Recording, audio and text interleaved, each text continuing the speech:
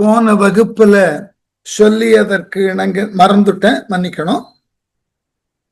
திருநீற்றுப்பதிகம் திரு ஆலவாயில் பாடி பாண்டிய மன்னனது வெப்பு நோயை போக்கியது. இந்த பதிகத்திற்கு அவர் காந்தார பண்ணுல அமைத்திருக்கிறார். இன்றைக்கு வரைக்கும் சைவத்துல ஆழ்ந்த பற்று உடையவர்கள், சிவனன்றி பிற தெய்வங்களை ஏற்காத ஒரு வைராக்கிய பக்தியில் உள்ளவர்கள், தங்கள் உடல்நிலையில ஏதாகிலும் நோவு அல்லது சோர்வு போன்றன தோன்றினால் திருநீரை எடுத்து இப்பதிகத்தை சொல்லி பூசி அதன் பிறகு அந்த நோயிலிருந்து விடுபடுவதாகவும் தங்கள் உடல் சோர்வு நீங்குவதாகவும் நம்புகிறார்கள், செயல்படுத்துகிறார்கள். அதுதான் முக்கியம். அதனால இந்த பதிகம் இன்றளவும் பல இடங்கள்ல செல்வாக்கோடு திகழ்கிறது.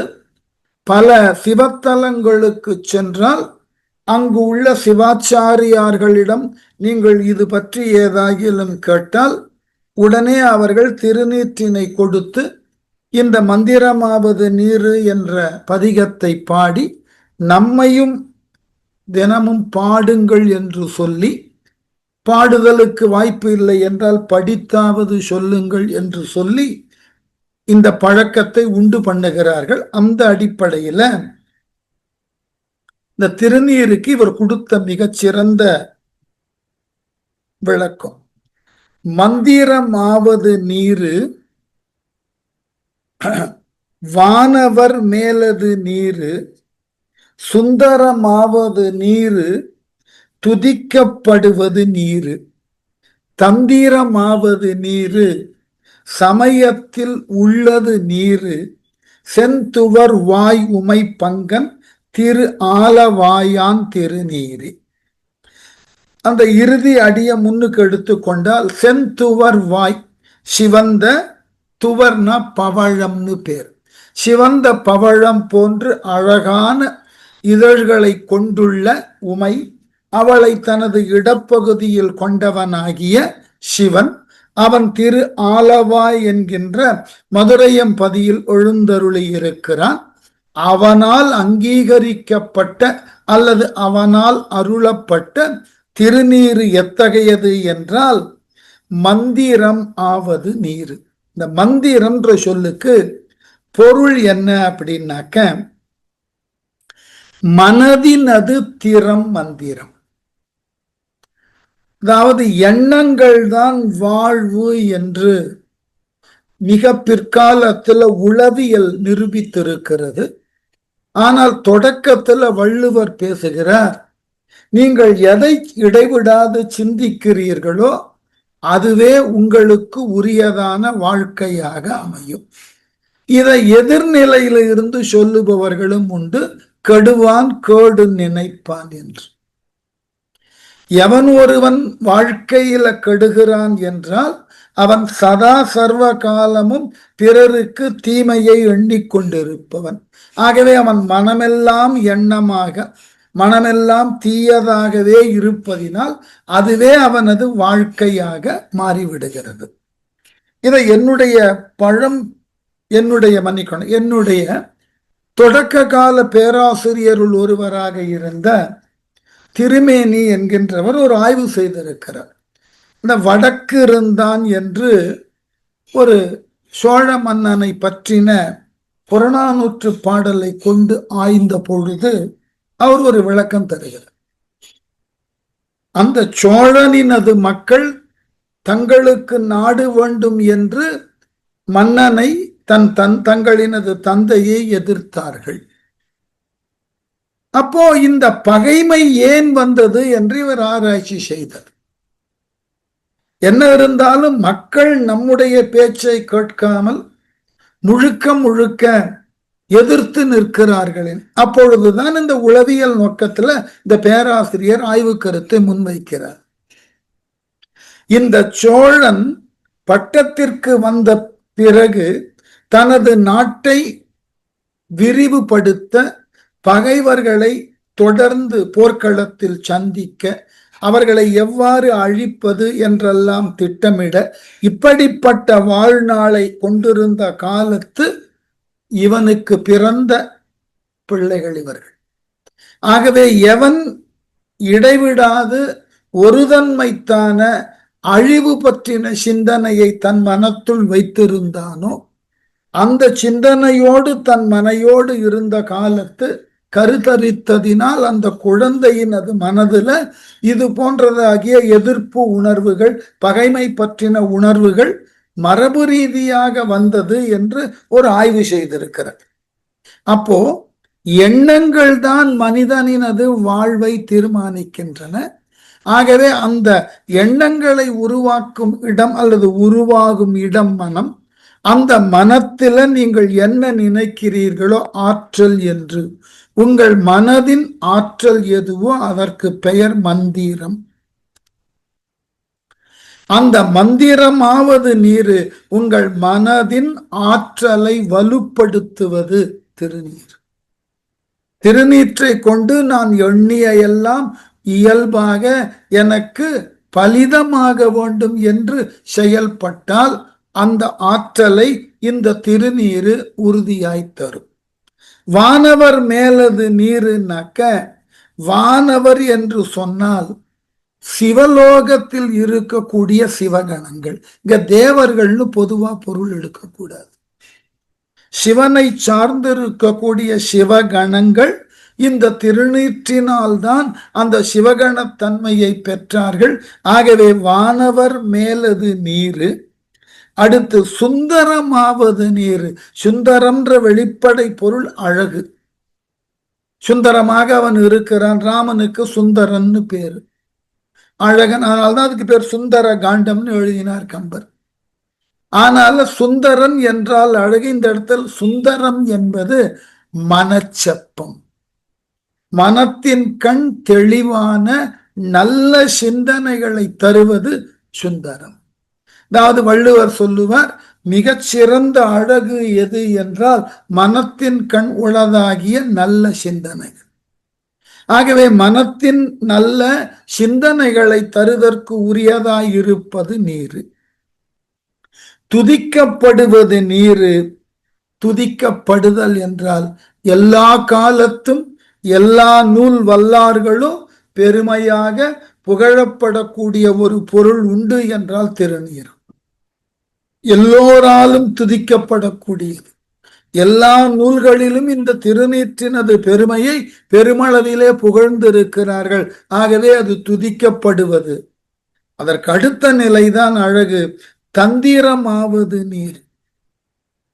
தந்திரம் என்பது சிவ ஆகமம்னு பேர். அதாவது இறைவனை அடைதற்கு, இறைவனால் காட்டப்பட்ட வழி நிற்பதற்கு நாம் மேற்கொள்ளக்கூடிய முயற்சிகளை முறைப்படுத்துவது ஆகமங்கள்.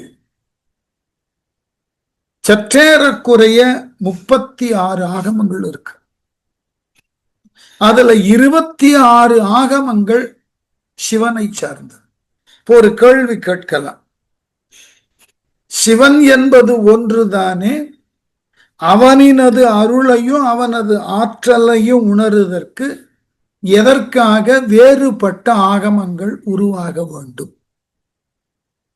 இந்த ஆகமம்ன்ற சொல்லையே பிரித்தீர்கள் என்றால், ஆ என்றால் உயிர்கள், கமம் என்றால் சென்று சேருதல், பொருந்துதல் அர்த்தம். அப்போ ஒவ்வொரு உயிரும் இறைவன் மாட்டு சென்று சேருதலோ இறைவனோடு பொருந்தி இருத்தல் எவ்வாறு என்பதை ஆகமம் விளக்குகிறது. அப்போ உயிர்கள் பலவிதம். ஒவ்வொரு உயிருக்கும் ஒவ்வொரு விதமான தேடல் இருக்கலாம். தேடலின் இறுதி பரம்பொருளை நாடுதல் தான். ஆனால் அவ்வாறு தேடக்கூடிய அந்த முயற்சி பல வேறுபட்ட நிலைகளில் இருக்கலாம். அப்ப அந்த வேறுபட்ட நிலைகளில் உண்டான தேடலுக்கு தேவையான வழிமுறைகளை சொல்ல வேண்டும். அதுதான் அடிப்படை. இலக்கு இறைவனை உணருதல். இறைவனை உணருவதற்கு நீங்கள் மேற்கொள்ளக்கூடிய பாதைகள் வெவ்வேறாக இருக்கலாம். அது ஒன்றும் தவறில்லை. நாம் ஒரு ஊர்ல ஒரு இடத்திற்கு செல்ல வேண்டும்னா அந்த செல்ல வேண்டிய இடத்திற்கு பல்வேறு விதமான சாலைகள் இருக்கலாம். நீங்கள் எந்த சாலை வழியாக செல்ல வேண்டும் என்பது உங்களினுடைய முடிவு. ஆனால் அந்த சாலை இறுதியில நீங்கள் எங்கு சென்று அடைய வேண்டுமோ அந்த இடத்தினுக்கு உங்களை அழைத்து செல்ல வேண்டும், அவ்வளவுதான். அந்த அடிப்படையில ஆகமம் என்பது உயிரானது இறையோடு சென்று பொருந்துவதற்கு உண்டான வழியை தருவது. ஆனால் அந்த வழி பலவிதமாக இருக்கலாம். அதனாலதான் தந்திரம் என்பது சிவ ஆகமங்கள். அங்குதான் நீங்கள் இறைவனை எவ்வாறு அறிய முடியும், அறிந்த இறைவனோடு எவ்வாறு இரண்டர கலக்க முடியும் என்ற வழிமுறைகளை சொல்லும். அவ்வாறு உங்களால் மேற்கொள்ளக்கூடிய வழிமுறைகளை ஆகமங்கள் காமியங்கள் என்றும் நிஷ்காமியங்கள் என்றும் பிரிக்கும். காமியம் என்றால் ஏதாயிலும் இவ்வுலக வாழ்க்கையில ஒன்றை எதிர்பார்த்து அதன் வழி இறைவனை வழிபடுதல். நிஷ்காமியம் என்றால் ஏதொன்றையும் எதிர்பார்க்காமல் நான் இறைவனை அடைதல், அவனுக்கு உரிய வழிபாட்டை செய்தல் என்பது எனக்கு உரியதாகிய இயல்பான கடமை என்று பிறவற்றில் நாட்டம் கொள்ளாது வழிபடுதலும் அதனையே வாழ்க்கையாக கொள்ளுதலுமாக உண்டான செயல்களுக்கு பேரு நிஷ்காமியம்னு பேர். இந்த ரெண்டு வழிபாட்டு முறையையும் ஆகமங்கள் சொல்லுகின்றன. இப்ப நமக்கு பெரும்பாலான முறையில ஆகமங்களை கொஞ்சம் எளிதாக தெரிந்து கொள்ள வேண்டும்னா, தமிழகத்துல தமிழக அரசினது அறநிலையத்துறை ஒரு ஆகமத்தை மிக அழகாக மொழிபெயர்த்திருக்கிறது. அதாவது உத்தர காமிக ஆகமம்னு பேர். காமிகம்னா ஏதாயிலும் ஒன்று குறித்து விருப்ப அளவையினால் இறைவனை வழிபடுதல். அந்த நூல் ஒரு 1200 பக்கம். அந்த நூல்ல நீங்கள் வழிபடுவதற்கு உண்டான இறை படிமங்கள் எவ்வாறு அமைக்கப்பட வேண்டும், அதனது உயரம் என்ன, அது அமைய பெற்றிருக்கக்கூடிய கருவறையின் நீள அகலம் என, அவைகளினுடைய பீடங்கள் எவ்வாறு என்பது போன்றதாகிய செய்திகளை எல்லாம் விரிவாக சொல்லி எந்தெந்த இறைவனை எவ்வாறு வழிபட வேண்டும், எதன் நோக்கில் அந்த வழிபாடு இருக்க வேண்டும், இதெல்லாம் காமியமான வழிபாடு. ஏதாயிலும் ஒன்றை எதிர்பார்த்து அதனை நிறைவேற்றி கொள்ளுதன் பொருட்டு நீங்கள் இறைவனை வழிபடுதல். இந்த காமிய வழிபாட்டினுக்கும் அதுல இடம் இருக்கு. மற்ற ஆகமங்கள்ல நிஷ்காமியமாக வழிபடுதல், எந்த எதிர்பார்ப்பும் இல்லாமல் நான் இறைவனை வழிபடுதல் என்பது அன்றாட வாழ்க்கை முறை, அவ்வளவுதான். இந்த நோக்கத்துல வழிபாடு செய்தல். இந்த இரண்டினையும் தருவது தந்திரம். தந்திரம் உங்களுக்கு இதுதான் முறை என்று எவ்வாறு வகுக்கப்பட்டு ஆகமங்கள் சொல்லுகின்றனவோ அதன் வழி நின்று வழிபாடு செய்தல். அதனாலதான் ஆகமங்கள் பலவாக இருந்து ஒவ்வொரு கோவில்களுக்கும் ஆகமங்களின் அடிப்படையில தான் அந்த கோவில்கள் தொடக்கத்தில் உருவாக்கப்பட்டன.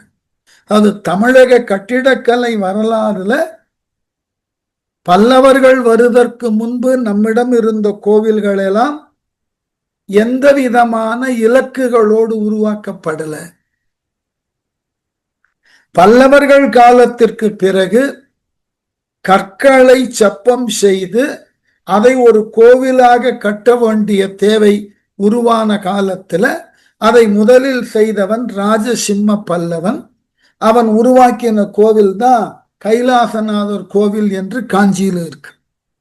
அப்பொழுது கூட ஆகமங்கள் எல்லாம் செல்வாக்கை பெறல.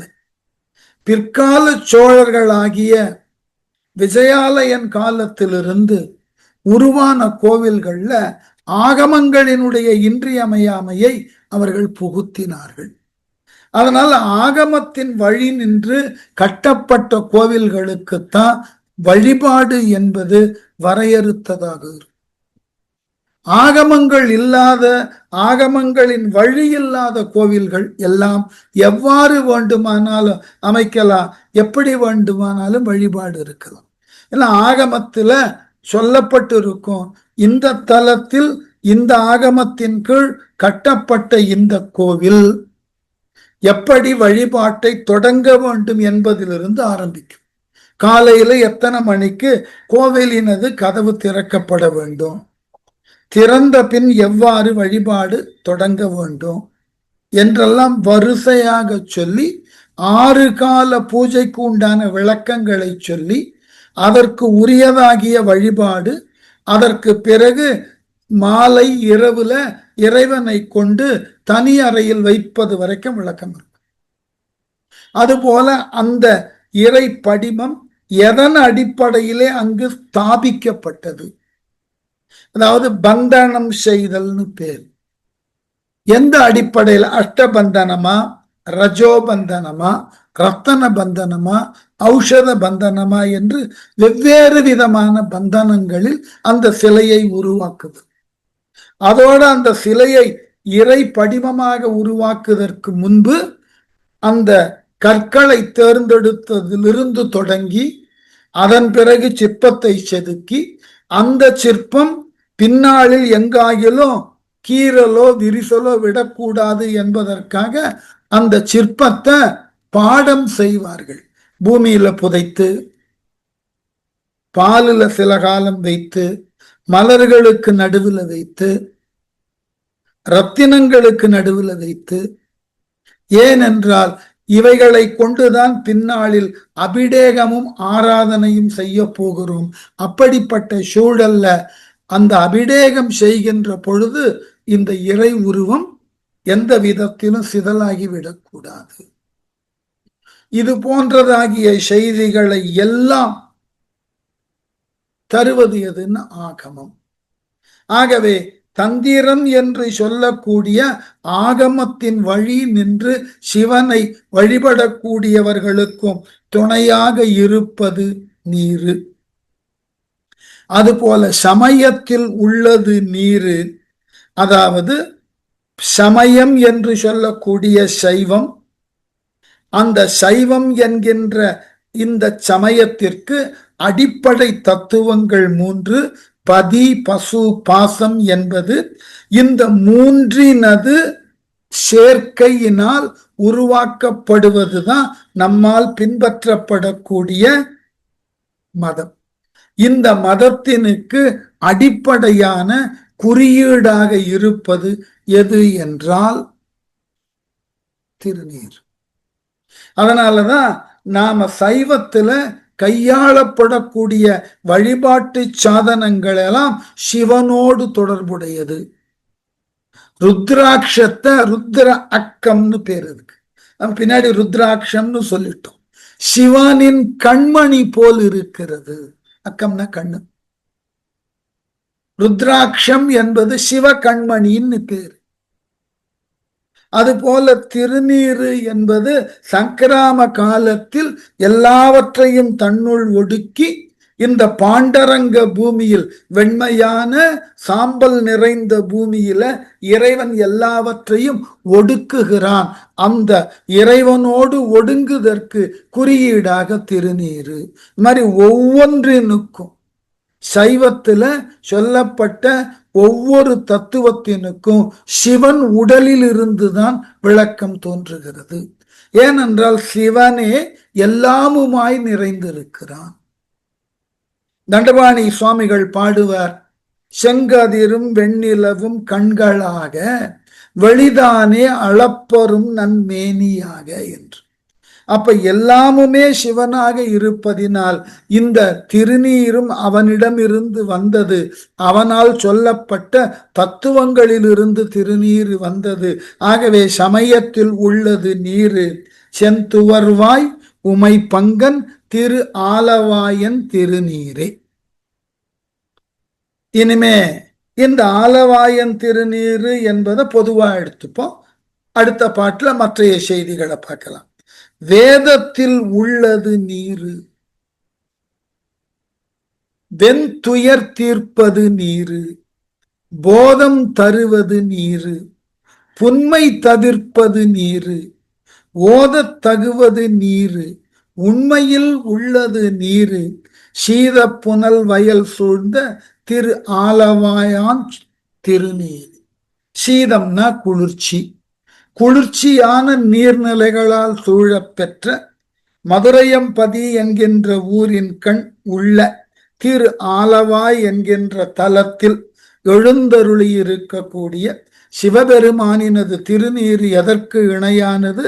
வேதத்தில் உள்ளது நீர். வேதங்களினால் புகழ்ந்து பேசப்படுவது திருநீர். அதாவது விபூதி என்று சொல்லப்படுகிறது. மேலான ஞானத்தை தருதற்கு உண்டான ஓர் சாதனமாக விளங்குவது திருநீர். வெண் துயர் தீர்ப்பது, அதான் முன்பே சொன்ன, மனத்துல ஏதாகிலும் கவலை இருந்தாலும் இன்னமும் சில பேர் என்ன செய்வார்கள், வீடுகள்ல குழந்தைகள் ஏதாகிலும் இரவு நேரத்துல கனவினை கண்டு அதனால மனம் உழைந்து இரவெல்லாம் அலரும். இப்ப வீட்டுல யாரேனும் பெரியவர்கள் இருந்தால் சற்றென்று அந்த குழந்தைக்கு குடிக்க கொஞ்சம் நீர் கொடுக்க சொல்லி நெற்றியில திருநீரை இட்டு உச்சந்தலையிலையும் திருநீரை தடவிட்டு படுக்க வைப்பார்கள். குழந்தை அமைதியா. இன்றைக்கும் பல இல்லங்கள்ல வழக்கம் உண்டு. சைவ இல்லங்கள்ல இரவு உறங்குகின்ற பொழுது இறைவனிடம் சென்று முறையிட்டு அந்த இறைவன் பீடத்தில் இருக்கக்கூடிய திருநீரை நெற்றியில் இட்டுக்கொண்டு உறங்க செல்லுதல். அதுபோல அதிகாலை எழுந்தவுடனே அந்த சிவாய நம என்று சொல்லி அருகிலேயே திருநீர், இந்த திருநீர் பறைன்னு வைத்திருப்பார்கள். அது ஒரு படகு ஷேப்புல ஒரு காலோடு ஒரு தாங்கியோடு இருக்கும். அது பறைன்னு பேர், திருநீற்று பறை. அது பிறை வடிவத்துல இருக்கிறதுனால பிறை என்பது பறையா மாறி போச்சு. அதுல திருநீர் இருக்கும். அதை எடுத்து நெற்றியில பூசிய வண்ணம் தான் அதிகாலை பொழுதுல உறக்கம் விழிக்கின்ற பொழுதே செய்வார்கள். அதனாலதான் நம்முடைய துன்பத்தை எல்லாம் இறைவன் மாட்டு கொடுத்து கொடுத்ததனுக்கு சான்றாக திருநீரை பூசிக்கொண்டோம்னா நம்முடைய துன்பம் எல்லாம் இறைவன் பார்த்து கொள்வான்ற ஒரு நம்பிக்கை. ஆகவே வெண்துயர் தீர்ப்பது நீரு, போதம் தருவது நீர். போதம்னா மேலான ஞானம்னு அர்த்தம். சிவஞான போதம்னா சிவனை பற்றின மேலான அறிவு. திருநீரு என்பது போதத்தை தருகிறது. என்ன போதத்தை தருகிறது? வெளிப்படையாக பார்த்தால் எல்லாம் ஒரு காலத்தில் சாம்பலாக போகிறோம். எல்லோரும் ஒரு நாள் மரணத்தை சந்தித்து எரியூட்ட பெற்று சாம்பலாக போகிறோம். அப்படி இருப்பதுதான் உண்மை. அப்படிப்பட்ட வாழ்க்கையை வாழக்கூடிய நாம் எதற்காக ஆணவத்தோடு இருப்பது என்ற எண்ணத்தினை வளர்ப்பதற்கு இந்த திருநீரு, அந்த ஞானத்தை தருவதற்கு அந்த திருநீரு உதவுகிறது. அதைவிட மற்றொரு நுணுக்கம், மேலான சிவஞானம் எதுன்னா, இந்த திருநீரு என்பது ஒவ்வொரு உயிராகிய பசுவினது மலங்களாகிய ஆணவம் கண்மம் மாயை, இந்த மூன்றினை நீக்குவதினால் அழிப்பதினால் நமக்கு மேலான ஞானம் கிடைக்கும். அதற்கு பெயர் விபூதின்னு. மேலான ஞானம் கிடைக்கும். ஆகவே போதம் தருவது நீரு, புன்மை தவிர்ப்பது நீர். அந்த புன்மைனாக்க உங்களை மற்றவர் மாட்டிருந்து கீழாக பார்க்கும் நிலை, புல்லிய நிலை புன்மை. திருநீர் அணிந்தால் நம்முள்ளே ஒரு மிகப்பெரிய ஆன்ம பலம் கூடும். ஆகவே நம்மிடம் உண்டான அந்த தாழ்வுகள், நம்மிடம் உண்டான கீழான சிந்தனைகள் மறையும். ஆகவே புன்மை தவிர்ப்பது நீரு, ஓதத் தகுவது நீரு. இந்த திருநீற்றின் பெருமையை இடைவிடாது சொல்லுதற்கு எற்றனவாய் இருக்கிறது. ஆகவே அதனது பெருமையை என்றென்றும் சொல்லத் தகுந்த அளவிலே நீரானது இருக்கிறது. உண்மையில் உள்ளது நீர். இது ஒன்றுதான் இந்த உலகிலே நிலை பெற்று இருக்கிறது. ஏனென்றால் உலகத்துல எது நடந்தாலும் நடக்காவிட்டாலும் மரணம் நடக்கும். அந்த மரணத்தினுக்கு பிறகு உடலை புதைக்கவோ எரிக்கவோ செய்வார். எரித்தலினால் விளையக்கூடியது சாம்பல். ஒரு பிடி நீரும் இல்லாத உடல் இது. பட்டினத்தார் பாடினது போல ஒரு பிடி நீரும் இல்லாத உடலை நம்பும் அடியேனை ஆளுமேன். ஆகவே இந்த உண்மையை நமக்கு உணர்த்தி கொண்டே இருப்பது நீர். நீ என்றோ ஒரு நாள் சாம்பலாக போகிறாய் என்பதை நினைவில் கொள். இதுதான் உண்மை. ஆகவே வாழுகின்ற வரைக்கும் உன்னுடைய வாழ்க்கையில அமைதியாகவும் தேடலோடும் இரு.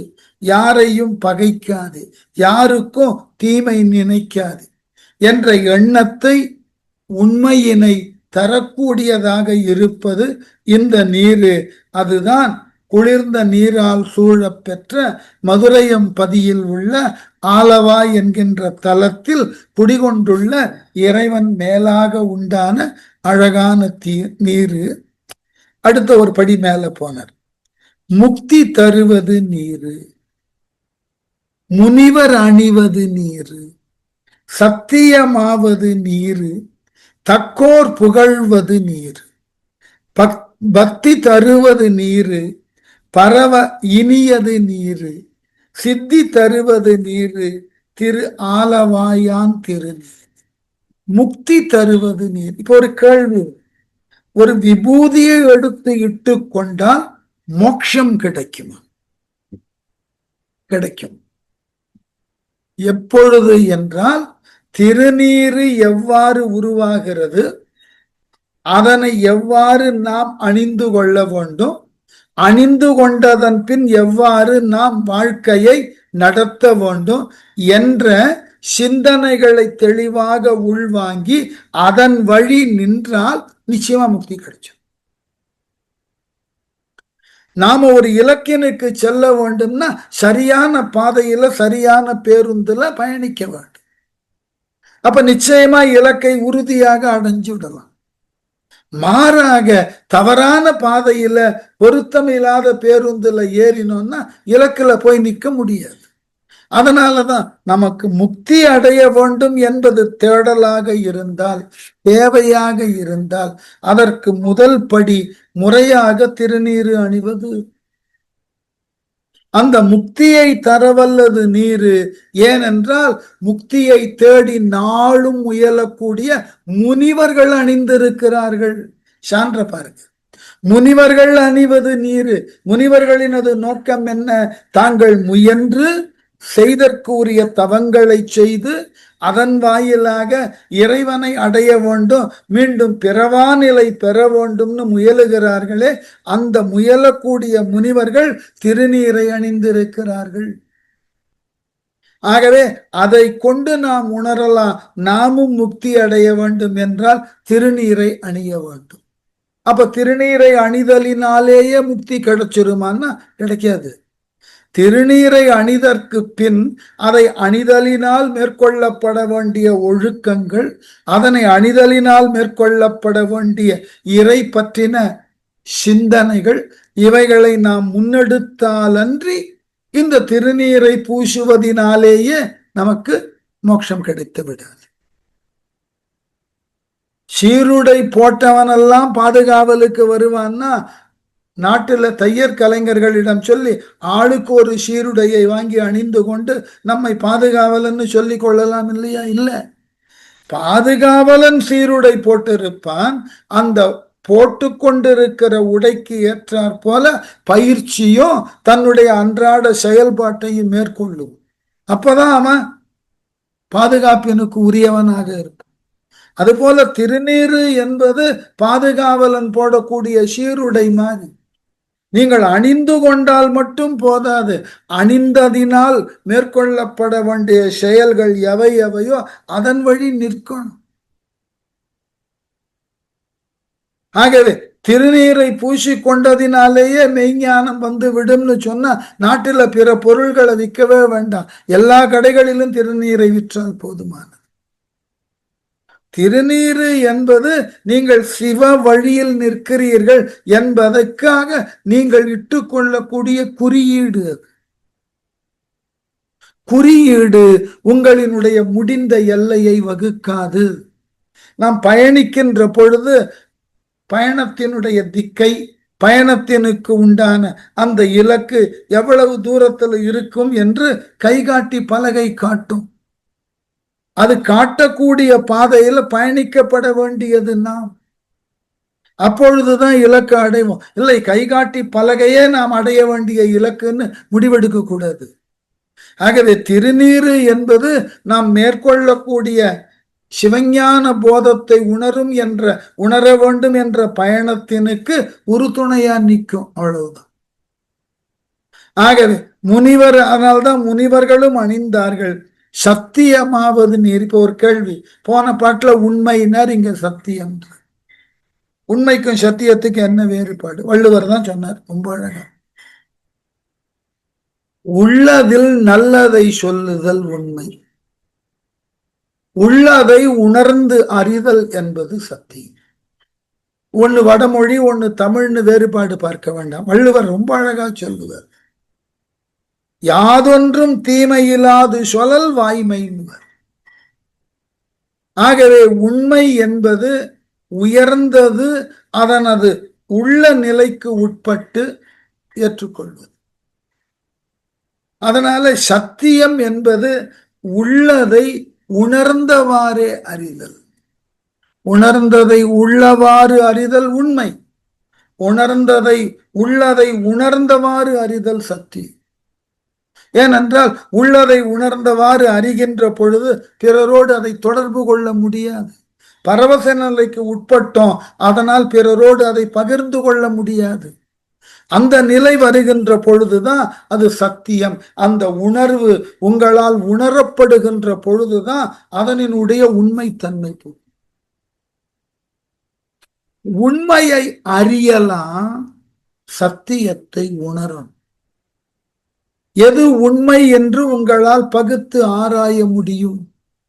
சத்தியம். அதனால்தான் பிரம்மம் சத்தியம் தெளிவா பேசுகிறது வேதம். ஜகன் என்று சொல்லக்கூடிய இந்த உலகம் மாயைக்கு உட்பட்டது, ஜகம் மித்யா.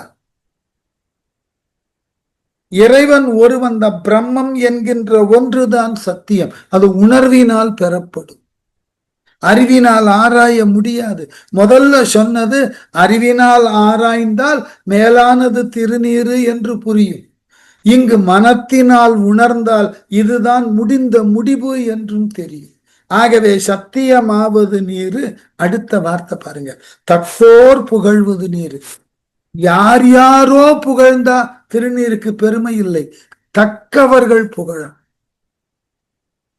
உங்களினுடைய அறிவையோ ஆற்றலையோ நீங்கள் பெற்றிருக்கக்கூடிய இசை ஆற்றல், பல துறைகளில் இருக்கிறீர்கள்.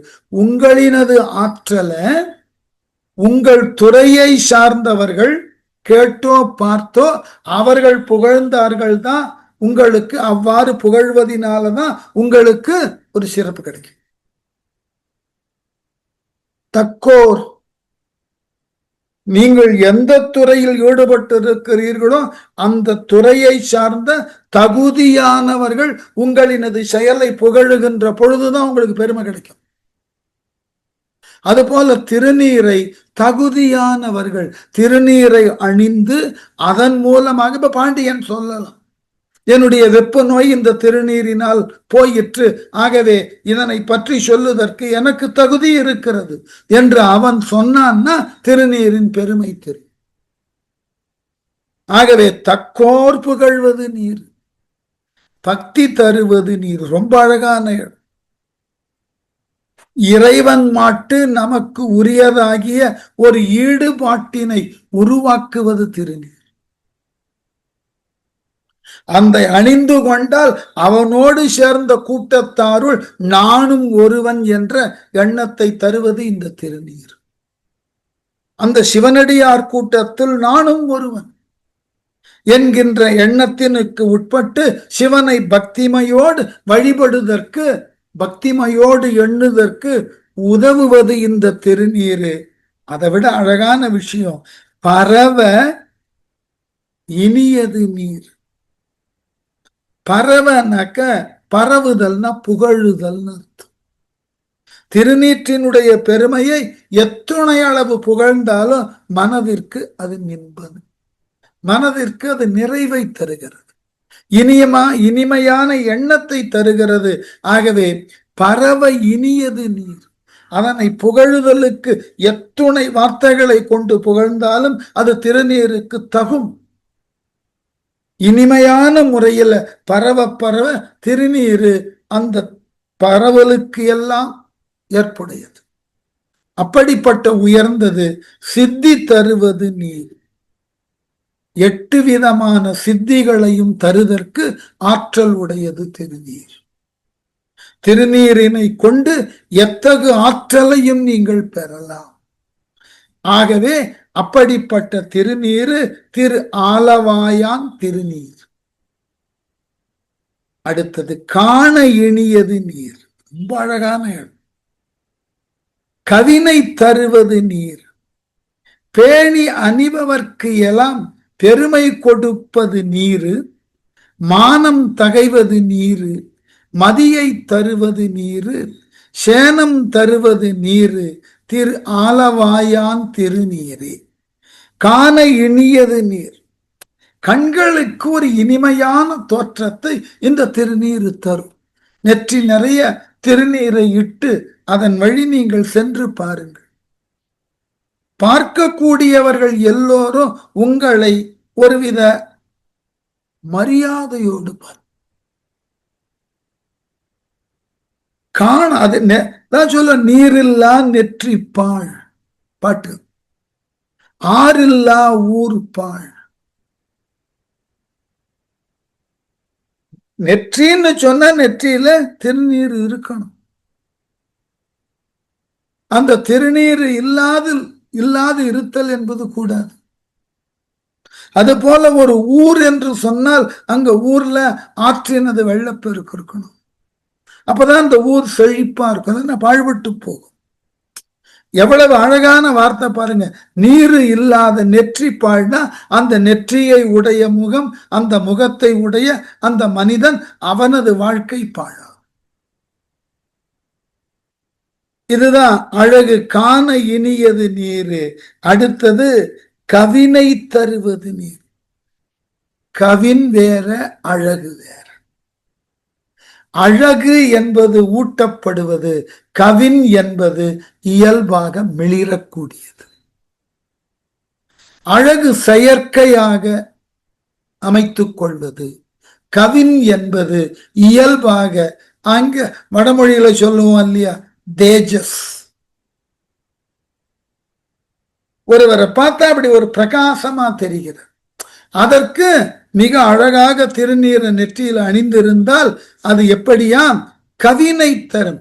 ஒரு இயல்பான ஒரு பிரகாசத்தை, இயல்பான ஒரு பொலிவை தரும்.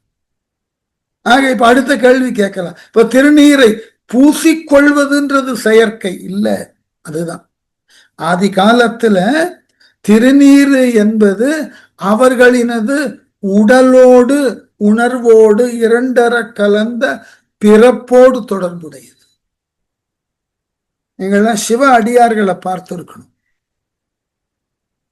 நீங்கள் அவரிடம் சென்று திருநீர் கேட்டீங்கன்னா எடுத்து கொடுத்துட்டு எஞ்சி அந்த விரல்ல ஒட்டி இருக்க திருநீரை தங்கள் நெற்றியில பூசிக்கொள்வது. ஏனென்றால் அது பூசுவதினால்தான் தங்களுக்கு உண்டானதாகிய ஒரு தனித்துவம் தெரிகிறது, ஒரு பொலிவினை அது தருகிறது. மற்றைய அணிகலன்கள் எல்லாம் அழகை தரும். இதுதான் உங்களிடம் உண்டான பொலிவு என்கின்ற அந்த ஒளி வடிவை தரும். இதை நிரூபித்திருக்கிறார்கள் நண்பர்களே, அதை புரிஞ்சுக்கணும். அதாவது நான் ஏற்கனவே அந்த கருவியை பற்றி சொல்லி இருக்கிறேன். கிர்லியான்ஸ்கோப் என்கின்ற கருவி உங்கள் உடலை சுற்றி ஓடுதற்கு உண்டான ஒளிக்கீற்று ஆரா, அதை இது புகைப்படம் எடுக்க வல்லதாகிய ஒரு கருவி. திருநீர் இட்டு கொண்டு எடுத்த அந்த ஆரா படத்துல ஆறா முழுமையுமாக இல்லாமல் சில இடங்கள்ல சிதைந்து காணப்பட்டது. திருநீரை உடல்ல அணிந்து கொண்டதன் பிறகு எடுக்கப்பட்ட ஆறால ஒரே உடல் ஒரே நபர் தெளிவாக ஆறா முழுமையோடு இருந்தது. ஆகவே பொலிவுன்றது உள்ளமும் உடலும் அறிவும் ஒரு தன்மைத்தாக ஒரு நேர்கோட்டில் பயணித்தால் பொலிவுன்னு. அதனால இங்க கவினை தருவது நீரு, பேணி அணிபவர்க்கு எல்லாம் பெருமை கொடுப்பது நீர். யாரெல்லாம் இந்த திருநீரை விரும்பி அது தங்களுக்கு உரியதோர் பாதுகாப்பு என்று பேணி அந்த திருநீரை யாரெல்லாம் அணிகிறார்களோ அவர்களுக்கு அவர்களால் பேணப்பட்டதும் அவர்களால் அணியப்பட்டதுமாகிய அந்த திருநீரு பெருமையை தவிர வேற எதையும் கொடுக்காது. பெருமையை கொடுப்பது நீர், அவர்களுக்கு ஒரு பெருமை மிகுந்த வாழ்க்கையை கொடுப்பது நீர். அடுத்தது மானம் தருவது நீர். மன்னிக்கணும், பாட்டை தப்பா படிச்சுட்டேன். மானம் தகைவது நீர்.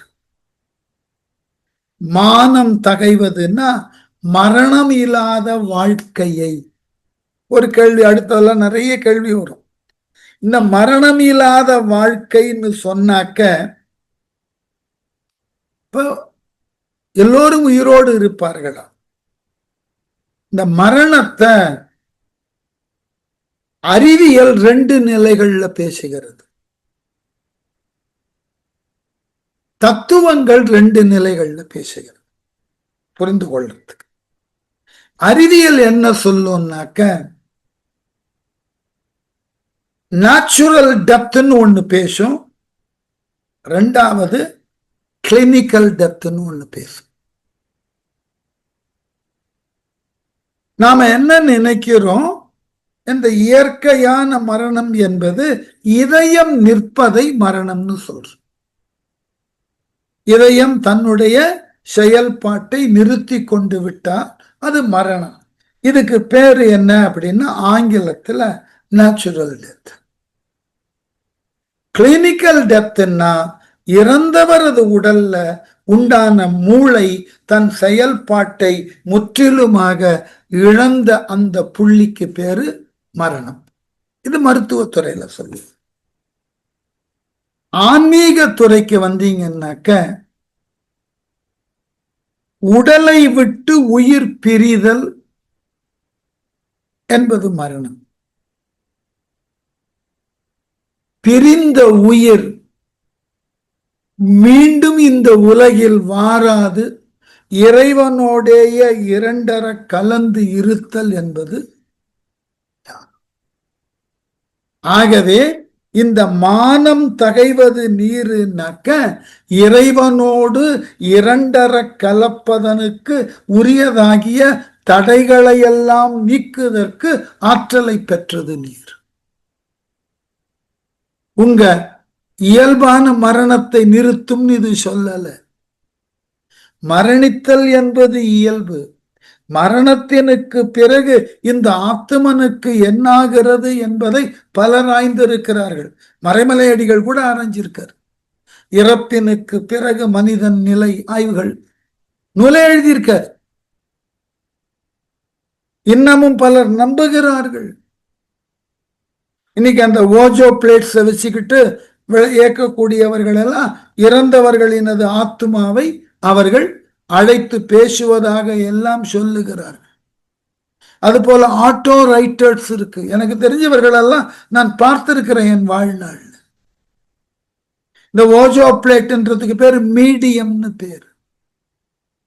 அந்த மாதிரி மீடியம் கொண்டு இறந்தார்களினது ஆவியை அழைத்து பேசுதல நான் ஒரு பார்வையாளனாக பார்த்திருக்கிறேன். இதெல்லாம் ஒவ்வொரு விதமான நம்பிக்கைகள், அவ்வளவுதான். அதனை செய்பவர்கள் இருக்கிறார்கள்.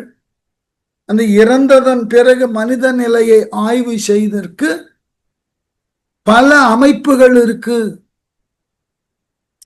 சென்னையில கூட மந்தவெளியில சுப்பிரமணிய குருக்கள் தெருன்னு ஒரு தெரு இருக்கு. அந்த தெருவில் உலக ஆவிகளை பற்றி ஆய்வதற்கு ஒரு அமைப்பு இருக்கு. அந்த அமைப்பின் அலுவலகம் அங்க இருக்கு. அப்போ இந்த மானம் தகைவதுனாக்க இந்த இறப்பானது ஏற்பட்டதன் பிறகு உடலை விட்டு நீங்கின உயிர் மீண்டும் இந்த உலகினுள் வந்து உழலாமல் இருப்பதற்கு உரியதாகிய மேலான நிலையாகிய இறைவனோடு இரண்டர கலத்தல் என்கின்ற நிலைக்கு உரியதான ஒன்று. அந்த இறப்பை தவிர்ப்பது நீர். வள்ளலார் பின்னாடி சொன்னார் இல்லையா, மரணமிலா பெருவாழ்வு. வந்து வந்து பிறந்து பிறந்து இறக்கக்கூடிய வாழ்க்கைக்கு பேரு மரணத்தோடு கூடிய வாழ்வு. ஒரு முறை வந்துட்டோம், இனி வரக்கூடாது. அவ்வாறு வாராதிருப்பதற்குண்டான வழிமுறையை தருதற்கு ரொம்ப அழகா ஒருத்தர் பேசினார். அதாவது பெற்று பெற்று மாதா உதரம் சலித்தல். ஒவ்வொரு பிறவியிலும் யாரோ ஒரு தாயின் கருவில இருந்து நாம பிறக்கிறோம். அதனால ஒவ்வொரு பிறவியிலும் தாயானவள் நம்மை பெற்று அவள் வயிறு சலித்து போனவள். பிறந்து பிறந்து நானும் உடல் சலித்தேன். புது புது வடிவமாக ஒவ்வொரு பிறவியிலும் பிறந்து பிறந்து என் உடல் நொந்து போயிற்று. அதைவிட அழகு சொன்னார் அடியவர், படைத்து படைத்து பிரம்மனும் மனம் சலித்தான். ஒவ்வொரு முறையும் உன்னை படைத்து அனுப்புகிறேன் இந்த பூமிக்கு, எப்போவாவது ஒரு முறையாவது பிறக்க கூடாதுன்னு சிந்தித்து மேலான நல்ல சிந்தனைக்கு உட்பட்டு அதற்கு உண்டான வழியை ஏற்று பின்பற்றி உன் பிறவியை தடுத்துக்க கூடாதா? ஏன் மீண்டும் மீண்டும் உன்னை படைக்கக்கூடிய சூழலை எனக்கு தந்து கொண்டிருக்கிறாய் என்று பிரம்மன் மனது வெம்பினான். அப்ப இப்படிப்பட்ட வாழ்வினை தவிர்ப்பதற்கு மானம் தகைவது நீர். அதுக்கு அடுத்த வார்த்தை தான். அந்த மானத்தை தவிர்ப்பதற்கு உண்டானதாகிய அறிவை தருவது நீர். மதினா இந்த இடத்துல அறிவு. பிறவியை தவிர்க்கணும், மரணம் இல்லாத நிலை வரணும்னா அதை அறிந்து கொள்ளுதற்கு உண்டான அறிவை தருவது இந்த திருநீர். அதனால்தான் அதுக்கு பேரு விபூதின்னு பேரு. மேலான ஞானம், யார் ஒருவருக்கும் கிட்டாததாகிய மேலான ஞானத்தை தருவது விபூதி. ஆகவே மதியை தருவது நீரு, சேணம் தருவது நீரு. ரொம்ப அழகான விஷயம். அதாவது சேணம்ன்ற சொல்லுக்கு ரொம்ப இயல்பான பொருள் என்ன அப்படின்னாக்க, எங்கேயோ பாட்டை மாத்தி போயிட, சேணம் அப்படின்னாக்க நீளுதல்னு அர்த்தம். உன்னுடைய இறையோடு உண்டான இன்பத்தை நீட்டுதற்கு இந்த திருநீரு பயன்படுகிறது. உயர்வு, நீட்சி, சேணம்ன்ற சொல்லுக்கு. பாத்தீங்கன்னா நீங்கள்லாம் இந்த சேன் மதில்னா உயரமான மதில். வீடுகள் எல்லாம் இந்த சேணம்ன்ற சொல்லு வேற விதமா பயன்படுத்தி இருக்கோம். ஆங்கிலத்துல சொல்றோம் இல்லையா, லாஃப்ட், அது உயர்வுன்ற பொருள். வீடுகள் எல்லாம் வீட்டுக்குள்ள அட்டாணின்னு சொல்றோம் இல்ல, வீட்டுக்குள்ள சேணத்தை வேற ஒரு மொழியில சொல்றோம் எரவானம். உயர்வமாக இருக்கிறது.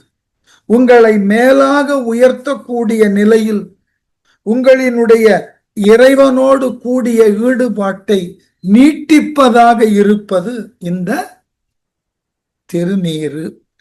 இன்றைக்கும் போகிற வரைக்கும் போகட்டும். அதுக்குதான் தயங்கினது. ஒரு வகுப்புல முடிக்க முடியாது, தயங்கினது. சரி, இன்றைக்கு எவ்வளவு பாட்டு போகிறதோ போகட்டும். அடுத்த வகுப்புலையும் திருநீரை முடிச்சுட்டே பெரிய புராணத்துக்கு போகலாம். ரொம்ப யதார்த்த உலகுக்கு விளக்கம் கொடுத்தார். பூச இனியது நீரு, புண்ணியமாவது நீரு, பேச இனியது நீரு, பெரும் தவத்தோர்களுக்கு எல்லாம் ஆசை கெடுப்பது நீரு. அந்த அந்த மாதவது நீரு தேசம் புகழ்வது நீரு திரு ஆலவாயான் திருநீரு பூச இனியது நீர். இந்த திருநீரை நெற்றியில் பூசிக்கொள்வதினால் ஒரு இனிமையான அனுபவம். நமக்கு இனி ஏதொன்றும் குறையில்லை, எல்லாம் இறைவன் நம்மை காப்பான் என்ற நம்பிக்கையை தரத்தக்கதாய் அந்த இனிமையான சிந்தனையோடு நீரை பூசிக்கிறோம். இனி எல்லாம் அவன் நமக்கே, இன்னைக்கு நமக்கு உரியன எல்லாம் அவன் தருவான். இந்த நம்பிக்கை இருக்கணும். திருநீற்றினுடைய நோக்கமே இனிமைதான். திருநீரை நீங்க எங்கள் ஊருக்கு அருகில் உள்ள மற்றொரு மிகச்சிறந்த சிவத்தலம் எதுன்னா வைத்தீஸ்வரன் கோவில். அதற்கு பழைய பெயர் என்னன்னா புள்ளிருக்கு வேலூர். அங்கு 4 சிறப்புகள் உண்டு அந்த ஊருக்கு. அங்கு இருக்கக்கூடிய பறவைகளினது ஒலியெல்லாம் ரிக்வேதத்தின் ஒலி போல இருக்குமா. புல் இருக்கு வேலூர். வேள்னா மன்மதன் ஒரு பொருள், மற்றொரு பொருள் முருகன். முருகனுக்கு உரிய தலம் முத்துக்குமார சாமி என்ற பேர்ல முருகன் அருளாட்சி செய்கிறார். ஜோதிடத்துல நம்பிக்கை உள்ளவர்களுக்கு யாரேனும் செவ்வாய் என்கின்ற அங்காரகனுக்கு குறைபாடு உடையவர்களாய், அங்கார தோஷம் உடையவர்களாக இருந்தால் அந்த ஊருக்கு போய் முருகனை வழிபட்டால் போதும். ஏனென்றால் அங்காரகன் வழிபட்ட தலம். அடுத்து இறைவன் சிவனே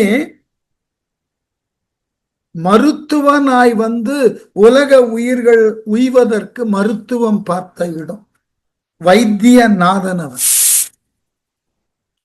அதோடு பார்க்கடலை கடைந்த பொழுது பார்க்கடலில் இருந்து தோன்றின தேவ மருத்துவரான தன்வந்திரி மோட்சம் அடைந்த இடம். இவ்வளவு சிறப்பு. இன்றைக்கு அந்த ஊர்ல போனீங்கன்னா வைத்தீஸ்வரன் கோவில்ல 2 விசேஷமான பிரசாதங்கள். ஒன்று இறைவனுக்கு செய்யக்கூடிய சந்தன அபிஷேகம் மருத்துவம் நிறைந்தது. அது அருந்துதல் என்பது நோய் தீரும். பல நோய்கள் தீர்ந்ததற்கு சான்றுகள் அங்கேயே இருக்கு கோவிலே. மற்றொன்று அங்கு இருக்கக்கூடிய திருநீரை எடுத்தீர்கள் என்றால் கையில் அப்படி தேய்க்கின்ற பொழுது சிறு சிறு குருணையான கருப்பான பொருள் கிடைக்கும். அந்த திருநீரை கையில எடுத்து தேய்க்கின்ற பொழுது ஓரிரு குருணை கிடைக்கும். அதை வாயில போட்டுக்கொள்ளணும், அது மருந்து. அப்புறம் நீரை நெற்றியில இட்டுக்கொள்ளும். அதனால இந்த திருநீரு என்பது பூசுதற்கு இனியதுன்னாக்க மகிழ்ச்சியை தருவது. எப்ப மகிழ்ச்சி கிடைக்கும்? நான் ஒருவரிடத்தில் என்னை ஒப்பு கொடுத்தேன், இனி என்னை பற்றினவற்றை எல்லாம் அவர் ஒருவரே பார்த்து கொள்வார், நான் எந்த கவலையும் இல்லாமல் இருப்பேன் முடிவுக்கு வரும் இல்லையா? தாயின் மடியகம் புகுந்த குழந்தை அமைதியோடு தூங்குகிறது அல்லவா? தான் பாதுகாப்பான இடத்திற்கு வந்து விட்டோம். அதுபோல இந்த திருநீரை இட்டு கொண்டவுடன் இறைவன் சிவபெருமானின் பாதுகாப்பினுள் நாம் இருக்கிறோம் என்ற மகிழ்ச்சி கிடைச்சது. இப்ப வாழ்க்கையே சந்தோஷம். ஆகவே பூச இனியது நீரு புண்ணியமாவது நீர். நம்முடைய அன்றாடம் நாம் மேற்கொள்ளக்கூடிய அறச்செயல்களை தொடர்ந்து செய்தற்கு உரியதாகிய ஊக்கத்தை, அதுதான் பின்னாளில் புண்ணியமாக மாறும். அதை தருவது இந்த திருநீர். ஏனென்றால் திருநீர் இட்டு கொண்டவர்கள் உலகிலே தவறு என்று சொல்லப்பட்டவைகளை, அறம் அன்று என்று சொல்லப்பட்டவைகளை செய்தற்கு முன்வர மாட்டார்கள். அதனால புண்ணியமாவது நீர். அதை இட்டு கொண்டவர்கள் புண்ணியமன்றி வேறு எந்ததோர் பாவத்தையும் செய்ய மாட்டார்கள். பேச இனியது நீர். இந்த திருநீற்றின் பெருமையை எத்துணை காலம் வேண்டுமானாலும் எத்துணை முறை வேண்டுமானாலும் பேசலாம். அப்படிப்பட்ட மகிழ்ச்சியை தருவது நீர். பெருந்தவத்தோர்களுக்கு எல்லாம் அரியதாகிய பெரிய தவங்களை செய்யக்கூடிய முனிவர்களுக்கு அடிப்படையான இடம். ஆசை கெடுப்பது நீர். இந்த திருநீற்றினால் என்ன கெடுகிறது? அவர்கள் உள்ளத்திலே தோன்றின ஆசைகள் நிராகரிக்கப்படுகின்றன, ஆசைகள் எல்லாம் தீர்க்கப்படுகின்றன. அந்த ஆசைகள் முற்றிலுமாக இந்த திருநீற்றினால் கெடுக்கப்படுகிறது. பழமொழியே அதுதானே, ஆசை அருமின் ஆசை அருமின். அடுத்த வார்த்தை தெரியுமா? ஈசனோடு ஆயினும் ஆசை அருமின். இறைவனை அடைய வேண்டும் என்ற எண்ணம் கூட ஆசைதான். ஆகவே உங்களுக்கு வகுத்த வாழ்க்கை முறை எதுவோ அதனை அறம் திரளாமல் தொடர்ந்து செய்தல் போதும். எதன் மீது ஆசை கொள்ள வேண்டாம். நான் என்னுடைய இயல்பான வார்த்தையில சொல்லுவேன், கொஞ்சம் திமிராக. அது எதனால் ஏற்பட்டதுன்னு தெரியாது. நான் இப்பொழுது சொல்லுவது ரொம்ப பெரிய உண்மை. சற்றேறக்குரிய சென்னை வாழ்க்கைக்கு நான் வந்து ஒரு 40 ஆண்டுகள் நெருங்க போகிறது. இது 38வது ஆண்டு சென்னை வாழ்க்கை. இந்த சென்னை வாழ்க்கைக்கு வந்து வாழ்ந்த காலங்கள்ல தொடர்ந்து ஒரு 10 ஆண்டுகள் மயிலாப்பூருக்கும் மந்தவெளிக்கும் இடைப்பட்ட பகுதியில தான் வாழ்ந்திருக்கு. தொடர்ந்து ஒரு 10 ஆண்டுகள். ஒரு நாளைக்கு குறைந்தபட்சம் ஒரு முறை அல்லது 2 முறை கோவில கிடப்பேன். நடன உலகத்துல பங்கேற்கக்கூடிய வாய்ப்பு ஏற்பட்ட காலம் தொட்டு கோவில்ல இருக்கிற மண்டபங்கள்ல நடன நிகழ்ச்சி கபாலி கோவில்ல நடக்கும். அதுக்கு போய் கலந்து இருக்கிறேன், பேசி இருக்கிறேன், எல்லாம் பண்ணியிருக்கேன். ஆனால் இன்று வரை நான் கபாலீஸ்வரனையோ உடன் உரையக்கூடிய கற்பகாம்பிகையையோ கருவறையில போய் பார்த்ததே இல்லை. இதை நீங்கள் என்னுடைய ஆணவம்னு சொன்னா எடுத்துக்கொள்ளலாம், ஆணவமா. இல்லை என்னுடைய முட்டாள்தனம்னு சொன்னா அப்படியே ஏத்துக்கலாம். இல்ல அடிப்படையில அசட்டுத்தனம்னாலும் ஏற்றுக்கலாம். போனதில்லை, அவ்வளவு. அதான் உண்மை. ஏன் போனதில்லைக்கெல்லாம் எனக்கு காரணம் தெரியாது. கோவிலுக்குள்ள போயிருக்கேன், அந்த நடன நிகழ்வுக்கெல்லாம் போய் கலந்து கொண்டு முழு நேரம் அங்க இருப்பேன். நடன நிகழ்வு முடிஞ்ச உடனே கிளம்பி வந்துருவேன், அவ்வளவு. ஏன் செல்லுவது இல்லை தெரியாது. நான் என்ன நினைக்கிறேன்னாக்க, என்னை அழைக்க வேண்டும்னு ஒரு எண்ணம் இறைவனுக்கு வரட்டுமே. மாணிக்கவாசகர் சொன்னார்களவா, அவன் அருளாலே அவன் தாழ் போற்றின்னு. சோ அவனுடைய அருள் எனக்கு இன்னமும் முழுமையுமாக கிடைக்கவில்லையோ. ஒரு கால் கிடைத்திருந்தால் அவனை போய் அந்த தலத்துல அவன் இருக்கக்கூடிய கருவறையில பார்த்திருக்க முடியும். இன்னும் வாய்ப்பு. பல ஊர்கள்ல பல தலங்களுக்கு போய் இறைவனை பார்த்திருக்கிற அனுபவம் உண்டு, அது வேற. நாம இருக்கக்கூடிய இடத்திலே மிகப்பெரிய செல்வாக்கோடு இருக்கக்கூடிய இறைவனை நாம போய் பார்க்கலன்னா, அதை வளர்த்து கொள்ளக்கூடியதாகிய ஆசையை கொண்டிருந்தாலும் அந்த ஆசை தேவையற்றது. பெருந்தவத்தோர்களுக்கு உரியதாகிய ஆசையையே தேவையில்லை என்று மறுக்கத்தக்க நிலையிலே மருந்தாக நிற்பது நீர், அந்தமாவது நீர். ரொம்ப அழகு. முடிவு என்கின்ற பேரின்பத்தை தரத்தக்கதாக இருப்பது நீர். அந்த பேரின்பத்தை தருதல் அந்தமாவது நீர். அதனால தேசம் புகழ்வது நீரு. தேசம்ன்ற சொல்லுக்கு உலகம்னு எடுத்துக்கணும். இங்க பேரு உலகோர்கள் எல்லாம் இடைவிடாது புகழக்கூடிய அளவிலே இருப்பதாக விளங்குவது இந்த நீரு. இதுதான் திரு ஆலவாயனால் அருளப் பெற்ற நீரு என்பதாக இந்த 5 பாட்டோட இன்றைக்கு முடிக்கிறேன். அடுத்த வகுப்புல 6லிருந்து 11 வரைக்கும் தொடர்ந்து பேசுவோம். சரியா? அதுதான் இங்க இடர்பாடு. இந்த முழுமையுமா சொல்ல முடியாத ஒரு வகுப்புக்குள்ள என்பதனாலதான் தயங்கின. தவறொன்றும் இல்லை. அடுத்த வகுப்புல திருநீற்று பதிகத்தை நிறைவு செய்துட்டு பெரிய புராணத்துக்குள்ள